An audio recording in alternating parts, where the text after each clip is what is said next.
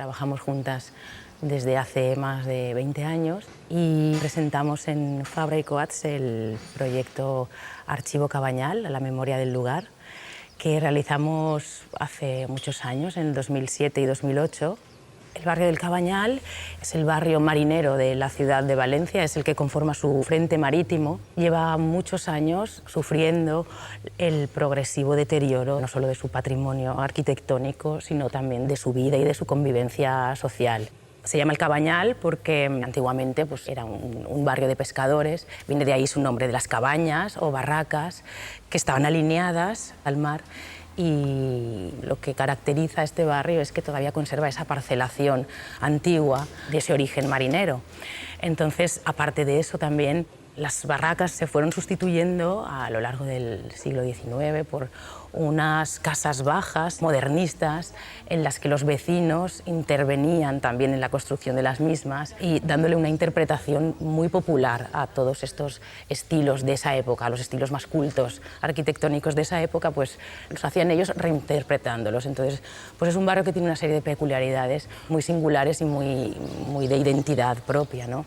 Por todos estos valores patrimoniales, históricos y sociales, el barrio fue declarado Bien de Interés Cultural en el año 1993 por la Generalitat Valenciana. Esta declaración de Vic exigía un plan especial de protección para el barrio. Y el plan que llegó en ese momento por parte del gobierno que había autonómico y el ayuntamiento, que era el del Partido Popular, lo que contemplaba este plan era la prolongación de una avenida de Valencia, la avenida Blasco Ibáñez, que pretendía prolongarse y ampliarse hasta llegar al mar, con lo que suponía abrir el barrio, partirlo en dos y derribar unas 1.600 viviendas, aparte de la construcción de otro bulevar que también destruiría toda la calle San Pedro, que es una de las calles más históricas, más originales y que conserva muchas casas con muchas características de su origen, ¿no?, modernista. Bueno, hubo muchísimas reacciones en contra que provenían de asociaciones vecinales, pero también de teóricos, de arquitectos, de antropólogos, que rechazaban completamente este plan y pedían que se cambiara porque alteraba y destruía ese tejido social, aparte también del patrimonio arquitectónico del barrio. Se creó una plataforma ciudadana, bueno, varias asociaciones, pero una sobre todo que luchó mucho, que fue Sálveme el Cabañal. Aunque ya veníamos teniendo como dos contactos puntualmente con la plataforma de Sálveme el Cabañal cuando nos pidieron participar en Portes Obertes en el 2005, luego volvimos a la Casa de la Palmera en el 2006, era el emblema del Cabañal en una casa modernista, era el bastión, ¿no?, en el que la plataforma también se reunía, y ya la habían vendido y estaba en puertas de demolerla. Y entonces, ante esta noticia, nosotras nos pusimos en marcha y conseguimos entrar antes de que la derribaran. Era un poco un espacio de guerra lo que allí se estaba viviendo, porque cada día había demoliciones sin avisar, se compraban las casas un día y al día siguiente se demolían sin permisos. Entonces entramos en una dinámica como un poco contrarreloj, ¿no? Así que ahí tomamos conciencia que lo que estaba desapareciendo era un barrio y por eso le dimos finalmente este formato tan gigante de archivo, porque queríamos concienciar que no es que desaparecían 4 casas, se iba al traste un barrio completo. También, como nosotras veníamos, que hicimos el doctorado en grabado y estampación, veíamos que estos muros eran matrices de tiempo donde se había quedado grabada toda esa huella de la vivencia, de las historias. Así que, como acto de resistencia y como lo único que nosotras podíamos hacer y estaba en nuestras manos, era poder estampar y dejar constancia de lo que estaba desapareciendo y de lo que había sido ese barrio. Cómo se estampa el tiempo, cómo se estampa la memoria, estampar y recuperar para que la huella no se perdiera de ese modo, ¿no? Enseguida vimos que en estas ruinas que nos encontrábamos, las paredes eran matrices también, como las planchas de cobre de grabado. Así que decidimos un poco empezar a experimentar con los muros y ver cómo se transfería el muro a una tela y a nosotras nos parecía como mágico, ¿no? Que esos estratos pasaran a una tela, a un nuevo soporte, el muro como algo tridimensional pasara a ser bidimensional y aparte esa traducción que se ejerce sobre la tela del muro y de las paredes que nunca te esperas hasta que tú no ves el arranque. No sabes lo que va a salir de ahí porque no sabes si has llegado a un estrato más profundo o menos profundo, aunque con eso vas jugando con proporciones y fórmulas de cola y más o menos puedes imaginar lo que va a salir, pero siempre al final está la sorpresa y el azar. Esta técnica de arranque mural, estrapo, que nosotras venimos utilizando, bueno, nos permite transferir esa piel de la arquitectura a la tela con la propia materia de la que estaba hecho el edificio, o sea, pasa a ser un documento a escala real, en el que registramos todas sus marcas, sus huellas, sus escritos. La tela también lo que hace es traducir de una manera muy abstracta esa arquitectura y esos huecos y esos vacíos, a veces utilizamos tela negra, otras de color, quedan muy bien delimitados. El vacío de la arquitectura en las telas negras pasan a ser como radiografías y donde los huecos son negros, pero pasan a ser rellenados también por información que la dibuja.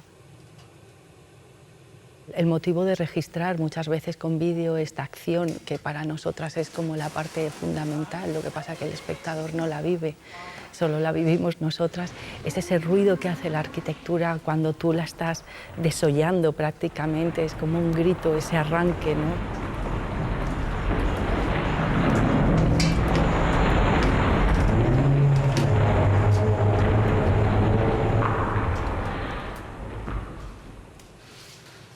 En el momento en que empezamos a trabajar en el barrio y queremos empezar a entrar en casas y empezar a estamparlas, bueno, pues no había manera. En el barrio se había creado un conflicto muy grande entre vecinos y algunos estaban a favor de que se hiciera este plan de reforma porque realmente lo que había pasado es que ese plan no se había llevado a cabo, simplemente se habían comprado casas, expropiado casas, y muchas se habían cerrado y no se daban licencias a los vecinos para poder rehabilitarlas, porque en teoría iba a llegar la prolongación de la avenida y las iban a tirar. Entonces nadie hacía nada, las casas se abandonaban, se cerraban, todo el mundo estaba esperando qué pasará con mi casa. Había como mucha desconfianza entre los vecinos porque ya muchos están muy cansados de toda esa dejadez o ese abandono, de la delincuencia que también empezó a haber, de los solares, de la ocupación.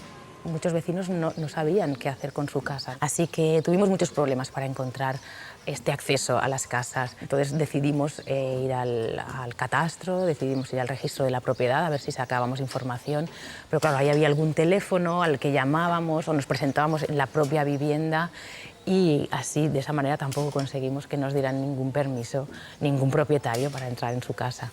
Así que bueno, pues fue a veces suerte, a veces sí que gente que sí que estaba a favor de esta recuperación. Poco a poco fuimos consiguiendo ir entrando en casas 26 fragmentos, corresponden a 26 habitaciones de estas 10 casas y con todos estos fragmentos, que muchos de ellos pueden llegar a medir hasta los 20 metros, porque en una única pieza longitudinal de tela envolvíamos las habitaciones completas, empezando por el suelo, una de las paredes, continuábamos por el techo y continuábamos después por la otra pared y seguíamos otra vez por el suelo. Entonces, una vez que las despliegas, llegan a ser muchos metros de arranque.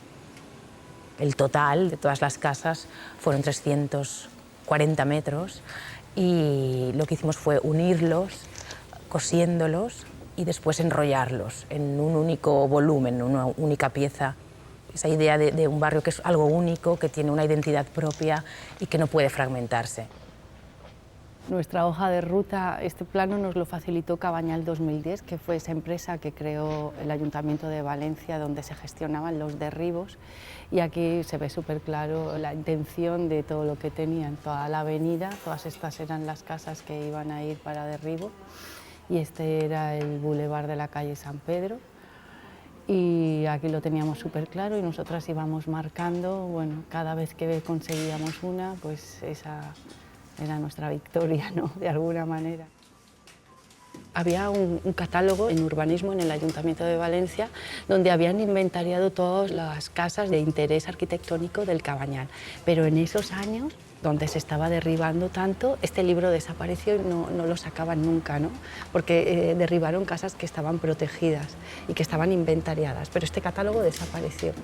Y un verano que nosotros estábamos trabajando para preparar una exposición, fuimos allí a urbanismo, era agosto, no había casi nadie, y entonces había un becario, creo, y le dijimos, oye, hay un inventario de edificios, ¿no lo puedes sacar? Y el chaval nos lo sacó sin más, entonces lo cogimos y empezamos a fotocopiar, porque ahí era donde estaban estas fichas que habían estado como censuradas para todo el ciudadano que iba a pedirlas, así que bueno, se incorporaron y es un documento que da mucha información de cada una de las casas donde trabajamos.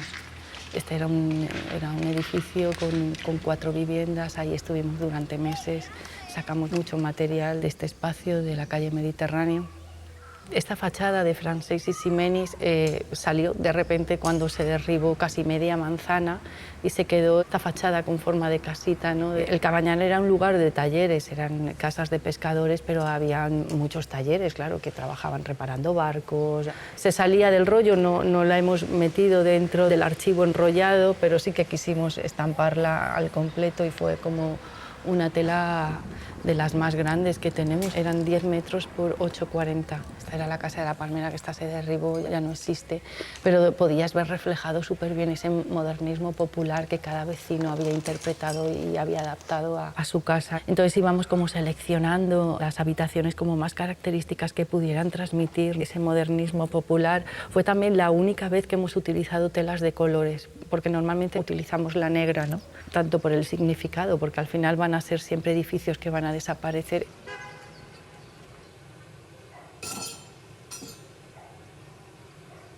Bueno, este proyecto solamente es un ejemplo de algo que sucede cada día en muchísimos otros barrios y en tantísimas ciudades contemporáneas, una tendencia imparable. Es un ciclo casi inevitable, la sustitución de unos espacios por otros. Aquí lo salva un poco fue aquella lucha de los vecinos cuando un colectivo de gente se ayuda, se apoya y tiene una idea clara y la consigue mantener durante muchísimos años. Claro que se consiguen muchas cosas, por ejemplo, en el Cabañal ya en el 2009 sí que se paralizó el plan, así que si no existe esta unión, ¿no?, de gente que se pone en lucha por estos valores, pues será muy difícil parar otros ejemplos, ¿no?, como lo que sucedió en el Cabañal.